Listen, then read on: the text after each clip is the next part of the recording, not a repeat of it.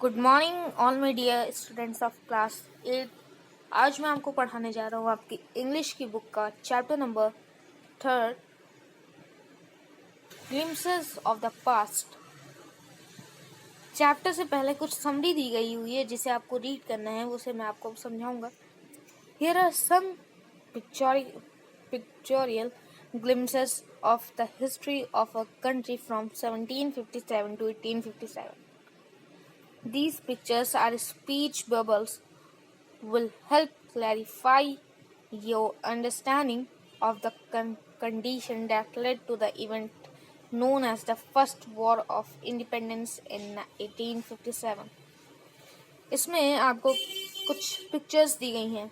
Pictures के अंदर आपको वर्ड्स दिए गए हैं, जैसे ये आप देख सकते हैं। इसमें एक पिक्चर है, पिक्चर में जैसे आपको बता दिया गया है, तो ये आप देख सकते हैं। ये जो पिक्चर्स हैं वो आपको रिलेट करेंगी कहाँ से, 1857 में जो फर्स्ट वॉर हुई थी इंडिपेंडेंस के लिए, वो आपको रिलेट करेंगी। जो हिस्ट्री हम लोग की ये बताएगी, ये जो पिक्चर है वो हम लोग की हिस्ट्री बताएगी, कब से कब तक, 1757 से लेके 1857 तक की हम लोग को हिस्ट्री बताएगी। तो चलिए हम लोग इसको पढ़ना शुरू करते हैं। Oh my country man, let your eyes fill with tears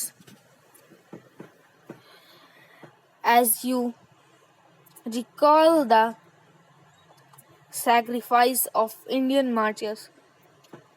ऐ मेरे देशवासियों, तुम्हारी आंखों में पानी आ जाएंगे जब तुम याद करोगे उनके सैक्रिफाइस, जो हम लोग के देश के जो शहीद थे, जब तुम उनके सैक्रिफाइस को याद करोगे तो तुम्हारी आंखों में पानी हो जाएंगे। जो फंक्शन था वो कहाँ पे हुआ था? ये फंक्शन हुआ था दिल्ली में। ये लिखा हुआ है at a function in Delhi. Delhi में जो फंक्शन हुआ था उसमें इन्होंने ये बात बोली थी।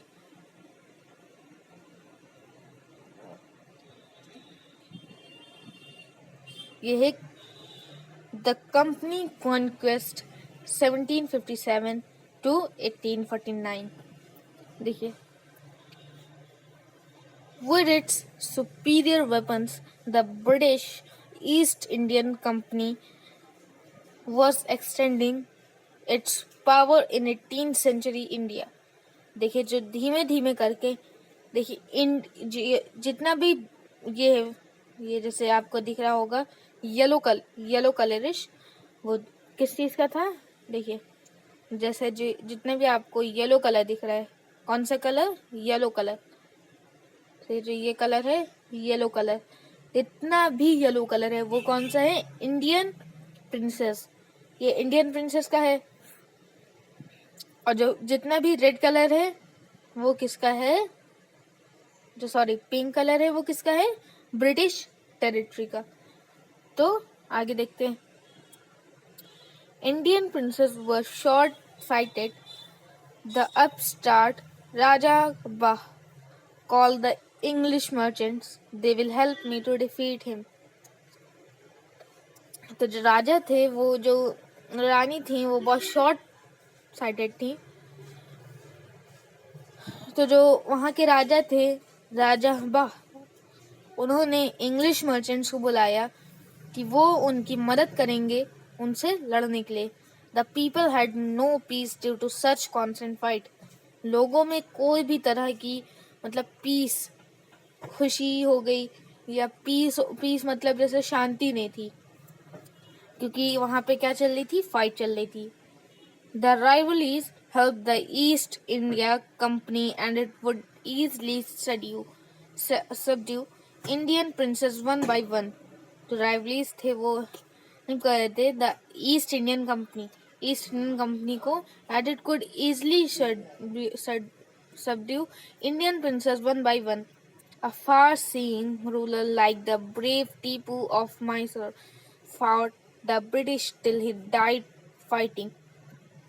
एक थे मैसूर के टीपू, तो वो तब तक लड़े जब तक उनकी जान गई नहीं। Thank God there is peace in the country now. No more wars and no looting by thugs। तो उसमें से कहते हैं कि शुक्रिया भगवान, शुक्रिया गॉड या शुक्रिया भगवान कि अब से कंट्री में पूरे में पीस है और कोई भी फाइट या लूट नहीं हो रही है ठग के जरिए.